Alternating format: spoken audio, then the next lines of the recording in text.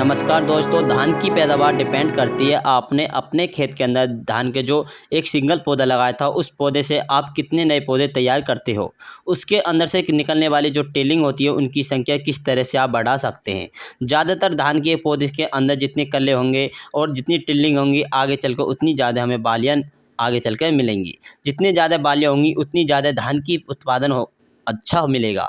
सभी डिपेंड करता है कि धान की फसल में पहली डोज के ऊपर कि धान की फसल में जो पहले खाद होता है आप किस टाइम के ऊपर दे रहे हो, किन किन खादों को मिलाकर दे रहे हो, तो कितनी मात्रा में दे रहे हो, किस तरह से दे रहे हो। आज की इस वीडियो में बात करेंगे कि धान की बुवाई करते समय आपने पहला खाद कब लगाया था और पहला खाद किस टाइम पर दिया था, किन किन खादों को मिलाकर दिया था और आपने किस विधि से दिया था। और आप किसान साथियों, इस वीडियो के अंदर बात करेंगे कि आप पिछले कई सालों से अब की बार सबसे ज़्यादा उत्पादन निकाल सकते हैं। हाँ किसान साथियों, पिछले कई सालों से आप अब की बार 2025 में बहुत अच्छा बेहतरीन उत्पादन निकाल सकते हैं। और किसान साथियों, कमेंट करके ज़रूर बताएं कि आप इस वीडियो को कहां से देख रहे हैं। किसान साथियों, चैनल पर पहली बार हैं, चैनल को सब्सक्राइब करें और जो चैनल पर नए हैं वो भी सब्सक्राइब कर लें। किसान साथियों अपने दोस्तों को, मित्रों को भी शेयर कर सकते हैं, अन्य किसानों को भी वीडियो को। किसान साथियों, हमने कुछ वीडियो बना के पहले अपलोड कर रखी हैं, हमारे यूट्यूब चैनल पर देख सकते हैं जाके। पहला खाद कैसे लगा देना चाहिए और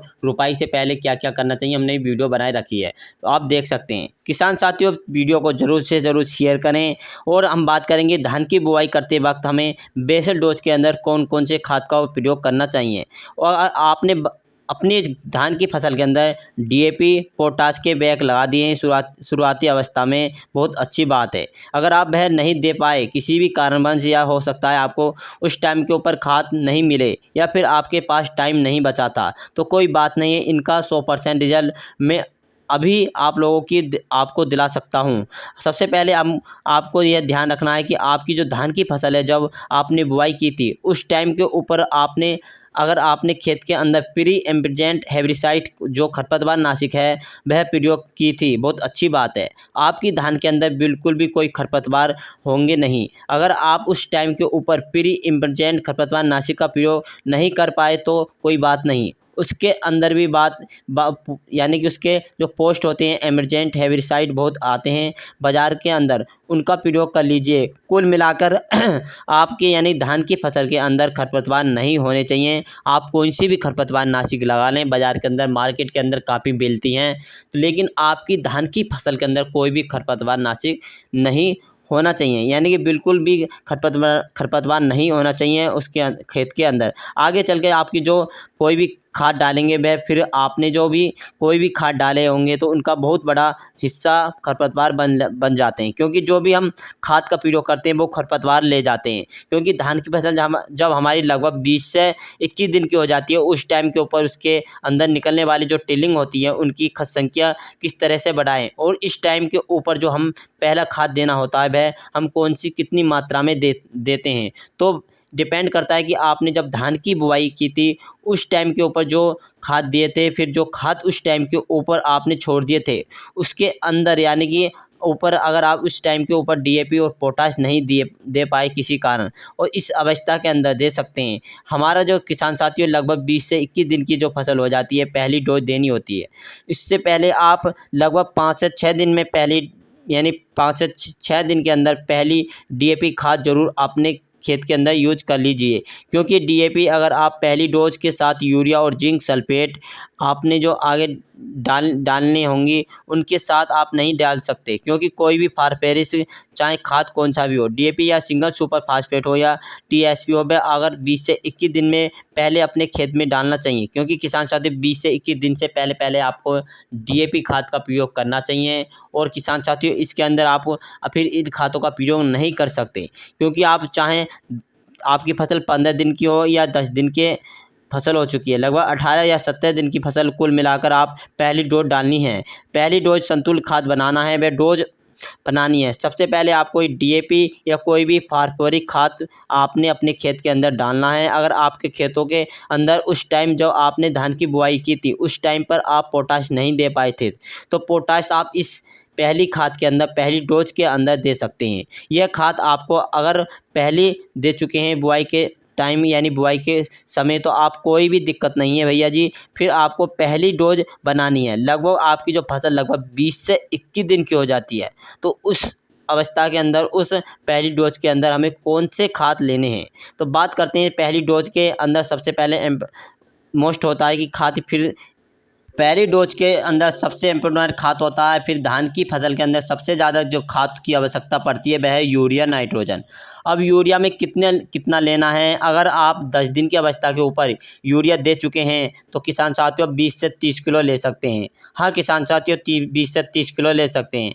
और किसान साथियों उस टाइम के ऊपर आपने नहीं दे पाए तो यानी कि आप यूरिया उस समय नहीं दे पाए तो आप यूरिया का एक बैग ले सकते हैं। 45 किलोग्राम एक बैग ले सकते हैं 1 एकड़ के लिए यूरिया लेना है किसान साथियों। और इस यूरिया के अंदर आपको क्या क्या मिलाना है। सबसे पहले मिलाना है जब आपकी फसल लगभग जो आपने पहली डोज लगा दी थी या डोज पहले नहीं लगाई, जब आपकी फसल 20 से 21 दिन की हो जाए तो उस समय आपको 45 किलोग्राम लेना है। यानी आपने लगभग 10 दिन पहले लगा रोपाई के 10 दिन पहले लगा दिया है तो आप 30 किलोग्राम ले सकते हैं। अगर रोपाई के समय नहीं लगाया है तो आप इस समय 20 से 21 दिन की हो चुकी है तो आप 45 किलोग्राम ले सकते हैं। और यूरिया के साथ आपको क्या क्या मिलाना है, लगभग क्या क्या इसके अंदर मिलाना है। तो 10 किलोग्राम 21% वाली जिंक सल्फेट लेनी है। जिंक सल्फेट किस टाइम ऊपर धान की फसल के अंदर सबसे ज़्यादा बढ़ने वाली है, क्योंकि किसान साथियों डिमांड सबसे ज़्यादा बढ़ने वाली, क्योंकि जो हमारी जो धान की फसल होती है आपने देखा होगा जैसे हमारी धान की फसल 25 से 30 दिन की होती है,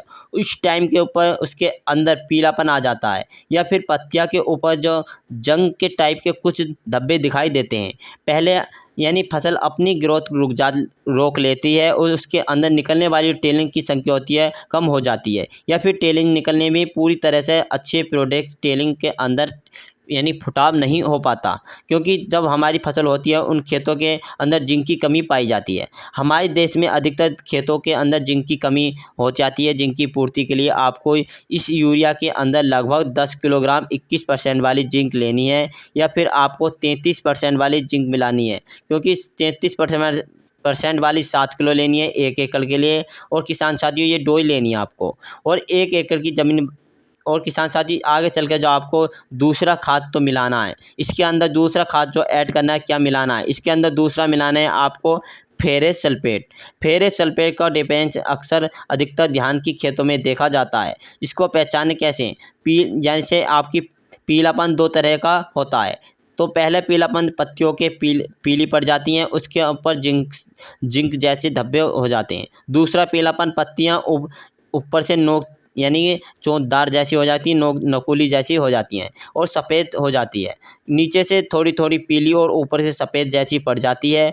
उस अवस्था के अंदर आपको सोच लीजिए आपकी धान की फसल के अंदर फेरस यानी कि आयरन की कमी हो जाती है, लोहे की कमी हो जाती है।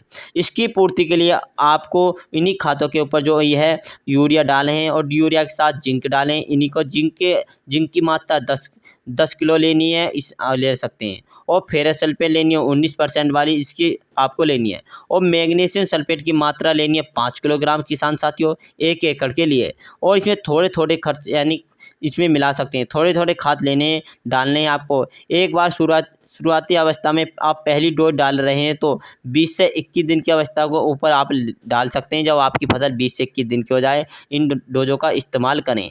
आपकी फसल पक्का यानी जब पकेगी काफ़ी अच्छी रहेगी। इस टाइम के ऊपर आपकी जो खेत के अंदर जो उसके जो नुकसान होंगे आपको काफ़ी नुकसान देखने को नहीं मिलेंगे, क्योंकि किसान साथी अधिकतर देखा जाता है कि जब हमारी फसल होती है 20 से 21 दिन की, उसमें कुछ तो टिल्लिंग की आवश्यकता पड़ती है, फिर उसमें कुछ जिंक की आवश्यकता पड़ती है, क्योंकि ये अधिकतर देखा जाता है जब जिंक की कमी होने लगती है तो फसल की ग्रोथ रुकने लग जाती है। तो लगभग उसका उत्पादन 30 से लेकर 40% बढ़ जाता है, डिक्रीज हो जाता यानी कि डिक्रीज मतलब कम हो जाता है, 30 से 40% कम हो जाता है। जब हमारी फसल को रोग लग जाएंगे तो उसकी रुकावट हो जाएगी तो 30% कम हो जाता है। तो आपको किसान साथी यह अंदर आपके अपनी फसल के अंदर यूज करना है। यूरिया की जिंक सल्फेट लेनी है, फेरस सल्फेट लेनी है और मैग्नीशियम सल्फेट लेनी है। आपको इन खादों को इसके अंदर एक चीज़ और मिलानी है 80% वाली सल्फ़र। हाँ किसान साथियों सल्फ़र ले सकते हैं। सल्फ़र की जो मात्रा है 3 किलोग्राम हिसाब से लेनी है। किसान साथियों इनको यूरिया के साथ मिलाकर जिंक सल्फेट और फेरस सल्फेट और मैग्नीशियम और किसान साथियों सल्फ़र, इन्हों को अच्छी तरह से मिला लीजिए। पूरे खाद में मिलाने के बाद आपको पूरी तरह से खेत के अंदर डाल देनी चाहिए। डालने के बाद आपको पानी भरना है। पानी भरने के बाद किसान साथियों अपनी जो धान की फसल है उसकी लगभग 8 दिन के अंदर इतना अच्छा रिजल्ट देखने को मिलेगा, काफ़ी अच्छा। तो किसान साथियों सबसे पहले आपको जब आपकी फसल पहली डोई लगा दी है तो आपको 20 से 21 दिन की बजाय यूरिया लेना 35 किलोग्राम, जिंक लेनी है किसान साथियों आपको लेनी है 10 किलोग्राम, 33% वाली 7 किलोग्राम लेनी है, फेरस लेनी है किसान साथियों 10 किलोग्राम, और इसमें मैग्नीशियम लेनी है किसान साथियों, और इसके सल्फर लेनी है किसान साथियों 3 किलोग्राम। इन्हों को अच्छी तरह से मिक्सर कर लीजिए। मिक्सर करने के बाद अपनी खेत के अंदर डाल दीजिए। आशा करते हैं हमारी वीडियो आपको अच्छी लगेगी, तो वीडियो को लाइक, चैनल को सब्सक्राइब करें, शेयर जरूर करें और कमेंट करके जरूर बताएं आप कौन से राज्य से देख रहे हैं। जय जवान जय किसान।